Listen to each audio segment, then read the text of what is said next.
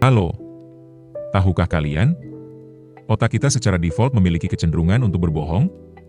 Kenapa begitu? Pernahkah kamu bilang OTW, padahal masih di rumah? Atau pura-pura senang pas dikasih kado yang kamu nggak suka?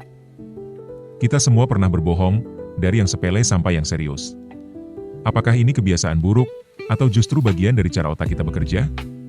Mari kita bedah dari sisi sains dan otak manusia. Ada keterkaitan antara kebiasaan kita berbohong dengan kemampuan kita berbahasa. Dari sudut evolusi, beberapa ilmuwan seperti Steven Pinker dan Robin Dunbar berpendapat bahwa bahasa awalnya berkembang untuk kebutuhan sosial, termasuk untuk menyampaikan cerita, gosip, daan, yaa. Berbohong. Bohong bukan sekadar dosa atau kebiasaan buruk. Menurut para ahli psikologi evolusioner, berbohong adalah kemampuan kompleks yang menandakan kecerdasan tinggi. Untuk berbohong, otak kita harus 1. Merencanakan cerita yang tidak terjadi. 2. Mengingat fakta nyata agar tidak salah. 3. Memanipulasi ekspresi wajah dan nada suara. Dan terakhir menyesuaikan respon jika orang lain curiga. Artinya, berbohong membutuhkan kerjasama antara memori, kreativitas, dan kemampuan membaca emosi orang lain, kombinasi khas otak manusia modern. Penelitian neuroscientific menemukan bahwa saat seseorang berbohong, ada 3 bagian otak yang aktif. Pertama, prefrontal cortex untuk merancang dan menahan informasi kebenaran.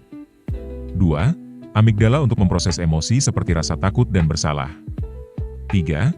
Anterior cingulate cortex untuk mendeteksi konflik antara kebenaran dan kebohongan. Namun, menurut riset dari Dr. Tali Sharot, semakin sering seseorang berbohong, semakin lemah respons amigdalanya. Ini artinya, kita bisa terbiasa berbohong, dan otak kita menjadi kebal rasa bersalah. Fenomena ini disebut desensitisasi emosional. White lies, atau kebohongan kecil, seringkali dianggap sebagai alat sosial yang membantu manusia menjaga hubungan dan harmoni dalam interaksi sehari-hari. Alih-alih bermaksud menipu secara jahat, white lies digunakan untuk menghindari konflik, menjaga perasaan orang lain, dan memperhalus kejujuran yang bisa menyakitkan. Misalnya mengatakan, makananmu enak banget. Meskipun sebenarnya kurang cocok di lidah, adalah bentuk kebohongan yang bertujuan baik. Secara psikologis, ini mencerminkan empati dan kemampuan membaca situasi sosial, 2 hal yang sangat penting dalam kehidupan bermasyarakat. Dengan kata lain, white lies adalah bentuk diplomasi sosial yang tak tertulis, dan dalam banyak kasus, justru menjaga agar konflik dalam suatu kelompok atau suatu hubungan tidak terjadi. Karena, siapa sih yang ingin berkonflik? Berbohong hanya mungkin dilakukan karena kita memiliki bahasa. Kemampuan berbohong tidak sekedar menyembunyikan kebenaran, tetapi membentuk realitas alternatif melalui kata-kata.